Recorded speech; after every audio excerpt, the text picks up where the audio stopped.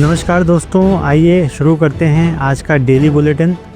आज की सबसे पहली खबर है खान सर की। एक ताज़ा वीडियो में खान सर ने समझाया पाकिस्तान को पेलने का प्लान। बिजली घर और रेलवे जंक्शन उड़ाने का दिया सुझाव। सोशल मीडिया पे वायरल हुआ वीडियो।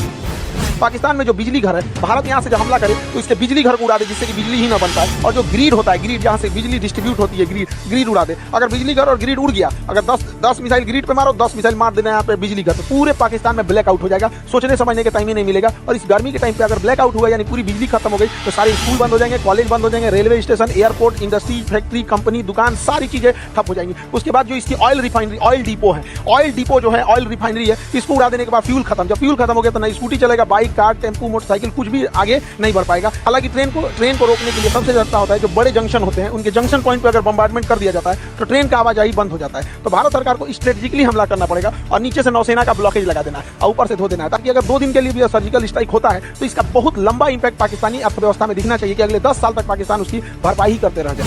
बाबा बागेश्वर धाम का एक नया वीडियो वायरल हो रहा है, जहां वो कह रहे हैं कि पाकिस्तान की 8000 औरतें भारत में फ्री का राशन खा रही हैं। दरअसल पहलगाम हमले के बाद भारत ने यहां रह रहे सभी पाकिस्तानियों का वीज़ा कैंसिल करके उन्हें वापस जाने को बोल दिया है। ऐसे में बहुत सारे वीडियोस ऐसे सामने आ रहे हैं जहां कुछ इंडियन औरतें जिनकी शादी पाकिस्तान में हुई है वो इंडिया में ही रहती हुई पाई गई हैं और वापस जाने में आनाकानी करती दिख रही हैं। तो बाबा ने भी अपने अंदाज में इस घटनाक्रम को बयान किया। वीडियो देखिए। जब सानिया मिर्जा की शादी हुई थी पाकिस्तान में, भारी बवाल हुआ था कि बताओ इसे शर्म नहीं आती है, पाकिस्तानी शौहर पाया। लेकिन जब से सरकार ने कहा है कि 48 घंटे में भारत छोड़ो, इतनी सानिया मिर्जा मिल गई भारत में कि उनके शौहर पाकिस्तान में हैं, बच्चे भारत में हैं। अब बताओ लो कितनी गजब की औरतें हैं।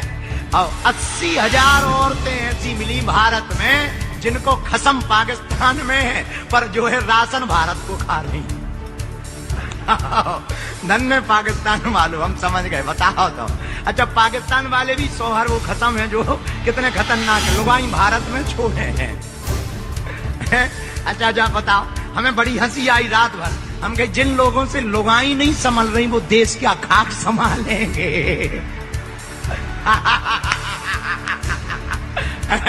बताओ बताओ, बड़ी विचित्र बात है। तो पाकिस्तान में अभी, लेकिन टेंशन ना लो हिंदुओं, जब तक हम हैं जो हो रहा है बहुत बुरा हो रहा है, लेकिन हम प्रण लेकर बैठे हैं जब तक भारत हिंदू राष्ट्र नहीं बन जाएगा तब तक हम चुप नहीं बैठेंगे। रिटायर्ड मेजर गौरव आर्या, जो सोशल मीडिया और न्यूज़ चैनल्स पे दिखते रहते हैं, उन्होंने आतंकवादियों से निपटने का अनोखा तरीका बताया। आप इस तरीके से सहमत हैं या नहीं, प्लीज़ कमेंट करके बताइए। अब मैं एक बात कहना चाहता हूँ, मैं सरकार को एक सजेशन देना चाहता हूँ। उन आतंकवादियों को आप दफनाओ मत। उनका तो मजहब है, उनको जलाओ, उनको जलाओ। ये जन्नत की फिराक नहीं करते हैं सब कि हमें जन्नत मिलेगी, 72 हूरें मिलेंगी, ये मिलेगा, वो मिलेगा, ऐसा होगा। ये सब जन्नत के चक्कर में हो रहा है भाई। इस सब का सब मामला जन्नत के चक्कर में हो रहा है कि अगर हम काफिरों को मारेंगे, जो नॉन मुस्लिम्स हम उनको मारेंगे, तो हमें खुश होकर अल्लाह जन्नत अता फरमाएगा और बोलेगा जाओ तुम जन्नत में। यही तो थ्योरी चल रही है। तो let's put this theory to the test. आतंकवादी का कोई मजहब नहीं है। अगर कोई मजहब नहीं है तो उसको दफना क्यों रहे हैं? उसका नमाज जनाजा क्यों पढ़ा जा रहा है? भीड़ इकट्ठा क्यों हो रही है? उसका तो मजहब ही नहीं है। उसका मजहब नहीं है, इसलिए उसको जलाओ और उसको लकड़ियों से मत जलाओ।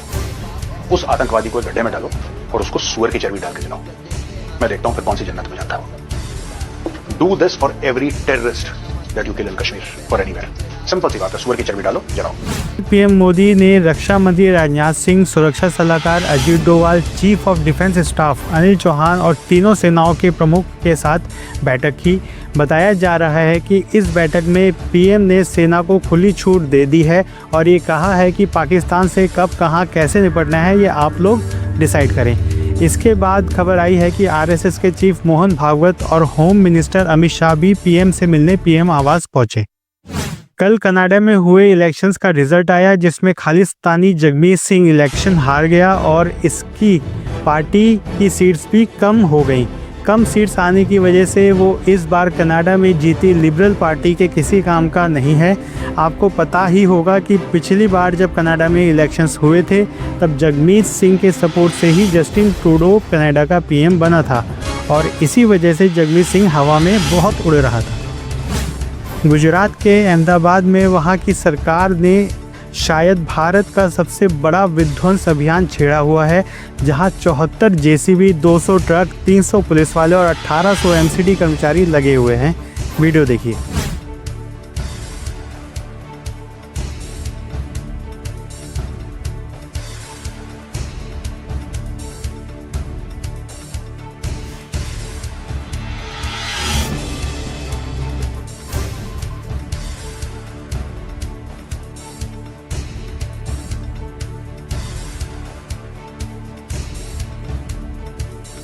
कल राष्ट्रपति भवन में पद्म पुरस्कार वितरित किए गए। 4 पद्म विभूषण, 10 पद्म भूषण और 57 पद्मश्री अवार्ड दिए गए। कुवैत की योगा टीचर, वैदिक संस्कृति पे लिखने वाले अमेरिकन लेखक, कठपुतली का खेल दिखाने वाली 96 वर्षीय भारतीय महिला काफ़ी चर्चित रहे। वहीं एक हंसा देने वाली खबर आई बांग्लादेश से, वो ये कि वहाँ के विदेश मंत्रालय के सलाहकार मोहम्मद तौहीद हुसैन ने कहा कि अगर भारत और पाकिस्तान चाहे तो बांग्लादेश हमारे बीच में मध्यस्थता करवा सकता है। ये सुनकर तो मुझे एक मुहावरा याद आ गया, शायद आपने भी सुना हो, ना 3 में ना 13 में मृदंग बजवाए डेरा में। अगर आपको भी इस मुहावरे का अर्थ पता है तो प्लीज़ कमेंट करके बताइए। आपको याद होगा कि कुछ समय पहले राहुल गांधी पार्लियामेंट में पेगासस चिल्लाते थे। पेगासस जासूसी का सॉफ्टवेयर है और राहुल गांधी ने मोदी सरकार पे इल्ज़ाम लगाया था कि सरकार ने पेगासस सॉफ्टवेयर खरीदा है और लोगों की जासूसी करवाई है और इसके बाद केस भी कर दिया था। कल उसी केस पे सुप्रीम कोर्ट ने कहा है कि अगर जासूसी करवाई है तो क्या हुआ, हम देश की सुरक्षा से समझौता नहीं कर सकते। किसके खिलाफ जासूसी हो रही है वो इम्पॉर्टेंट है। टेररिस्ट अपनी निजता का दुहाई नहीं दे सकते। अभी भी इस केस पे फाइनल आदेश नहीं आया है, केस अभी और चलेगा।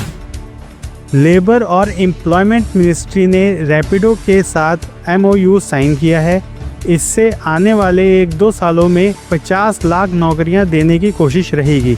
नेशनल कैरियर सर्विस पोर्टल एक ऑनलाइन प्लेटफॉर्म है जो सरकार द्वारा चलाया जाता है।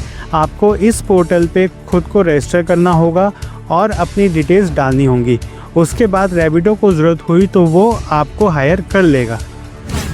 अगली खबर है दिल्ली से, जहां दिल्ली की CM रेखा गुप्ता ने एक प्रेस कॉन्फ्रेंस करके बताया कि दिल्ली सरकार की कैबिनेट ने स्कूल्स की फ़ीस निर्धारित करने का बिल पास कर दिया है।